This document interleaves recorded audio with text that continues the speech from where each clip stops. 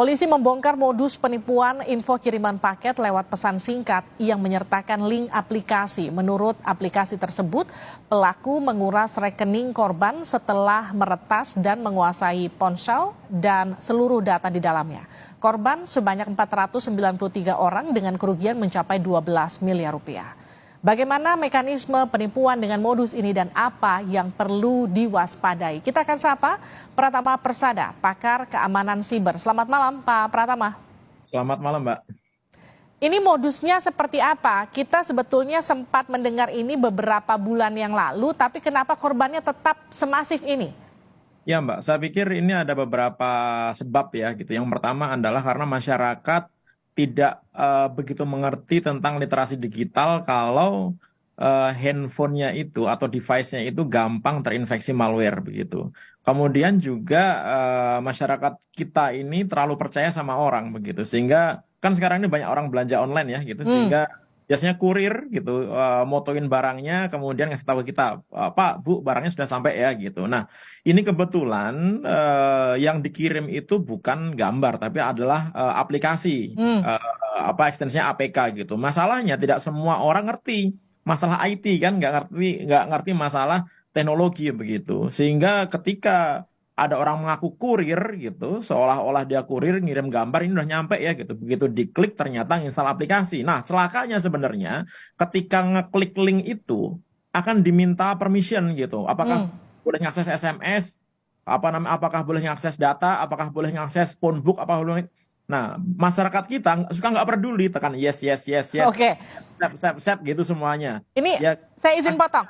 Jadi ketika kita klik linknya, sebetulnya sudah ada permission di sana. Jadi sebetulnya kalau kita agak sedikit lebih cermat dan teliti, tidak asal klik-klik, itu kita sudah tahu bahwa ini ada upaya dari aplikasi untuk mengakses dari mulai aplikasi handphone sampai nomor telepon begitu yang ketika kita mengklik itu begitu, Pak Pratama. Ya, secara default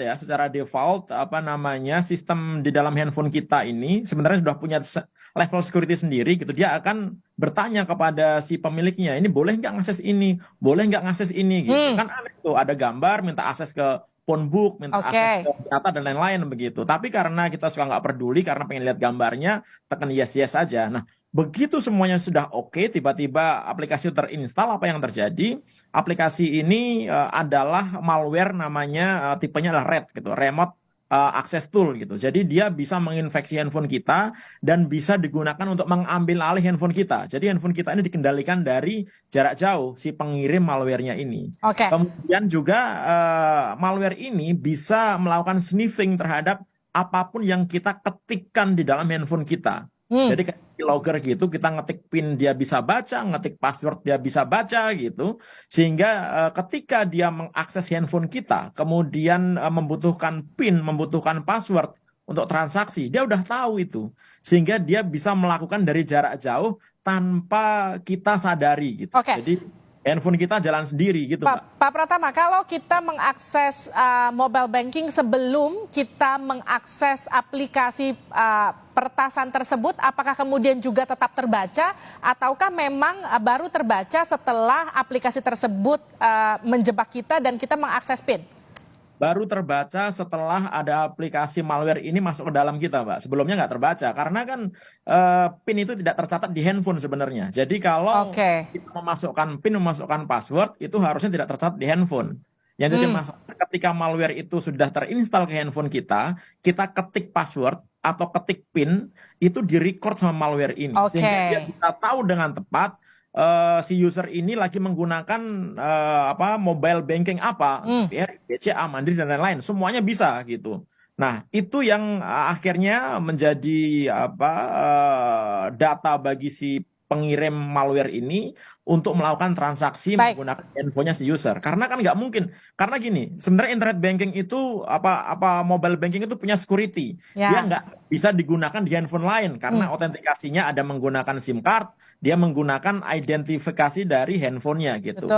Dia nggak bisa kalau misalkan orang lain kemudian nyoba-nyoba menggunakan mobile bankingnya device lain gitu. Oleh karena itu cara paling gampang gimana? ya menguasai atau mengendalikan handphone si pemiliknya langsung gitu. Bagaimana caranya? Ya mengirimkan malware. Nah, itu terjadi kan? Oke, Nah, Pak Pratama, kemudian ini juga ya, maaf saya potong. Ini kan korbannya sudah 900 lebih yang ketahuan. Bisa jadi sebetulnya betul. korbannya lebih banyak lagi daripada itu. Pasti jauh lebih banyak. Oke, sekarang kalau misalnya saya sempat pencet linknya, saya tahu dari mana saya itu sudah kertas atau belum. Saya bisa cek di mana dan apa yang bisa saya lakukan. Jadi sebenarnya kalau malware-nya itu terinstall secara background, kita nggak bisa tahu bahwa handphone kita ini sudah terinstall malware apa tidak, kecuali kalau kita pasang antivirus ya. Makanya antivirus ini mandatori, sangat penting sekali. Banyak antivirus gratisan bisa dipakai. Oleh karena itu yang nonton tayangan ini harus pasang antivirus gitu, karena bisa menjaga kita dari malware. Tapi kalau sudah masuk, kita nggak bisa ngecek. Kenapa? Karena ini hidden, nggak ada aplikasinya, nggak kelihatan gitu. Oke. Nah, tapi kita bisa merasakan tanda-tandanya kalau misalkan handphone kita ini kena malware apa enggak gitu. Misalkan yang pertama, kita pakai pulsa, biasanya pakai data yang biasanya habis dalam waktu sebulan 10 giga, ternyata dia habisnya dalam seminggu udah habis gitu. Baterai yang biasanya semalaman baru kita cas, tiba-tiba siang udah habis gitu.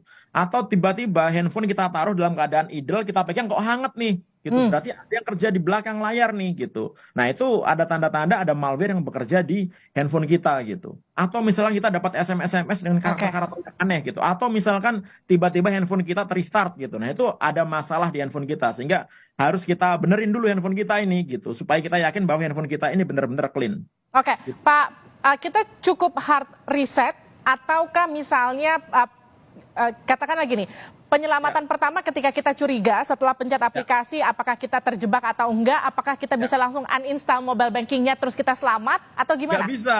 Nggak bisa kita install mobile banking ya, karena itu nggak ngaruh gitu. Oke. Kita install aplikasi M-Banking, kita install nggak ngaruh karena malware-nya ada di dalam handphone kita. Cara terbaik dan tercepat adalah kita backup semua data-data kita di device lain di komputer gitu. Kemudian kita lakukan factory reset. Setelah itu baru kita balikin lagi datanya dan install antivirus gitu. Oke, jadi harus factory reset ya, reset ulang semuanya ya. Iya. Tapi gini, ada beberapa malware yang dia masuknya bukan di sistem drive-nya device gitu. Dia bisa masuk ke EEPROM-nya. Artinya apa? Walaupun kita factory reset, tapi malware-nya nggak hilang gitu. Aduh. Tapi, terus APK gimana dong? Kayaknya sih nggak. APK yang digunakan untuk RAT ini kita factory reset dia bisa hilang gitu. Tapi ada malware-malware lain yang begitu masuk, dia masuk ke EEPROM, nggak bisa kita hapus walaupun kita di factory reset gitu. Oleh karena itu cara terbaik ya ganti handphone gitu. Oleh karena itu sebelum kita kena itu harus punya antisipasinya apa? Selalu update sistem operasi yang ada di handphone kita. Kemudian jangan menggunakan jangan install aplikasi dari pihak ketiga selain di Apple Store atau Google Play. Google Play sama Apple Store aja banyak aplikasi yang masih ada malware-nya, apalagi dari luar gitu. Ya kan? Nah, kemudian juga jangan klik link sembarangan. Udahlah, haram itu sebenarnya gitu. Kalau saya boleh bilang gitu, nggak usah lah klik link sembarangan. Kalau ada link, mendingan ketik aja di browser gitu. Misalnya dari bank gitu, ketik aja di browser gitu. Mencari informasinya. Jangan ngeklik linknya. Kenapa? Karena banyak juga malware yang dia tidak butuh permission dari user gitu. Jadi begitu kita klik, tiba-tiba keinstall aja gitu. Nah, itu bahaya. Contohnya beberapa yang kena, jurnalis kan dulu pernah kena itu kan. Begitu diklik tiba-tiba udah keinstall aja gitu. Nah, itu bahaya juga gitu. Oke, semoga perbincangan kita ini bermanfaat untuk para penonton yang menyaksikannya dan juga bisa mengantisipasi diri supaya tidak terjebak dalam aplikasi yang bisa meretas sistem keuangan kita. Terima kasih Pak Pratama Persada, pakar keamanan siber telah bergabung bersama kami di Sapa Indonesia Malam.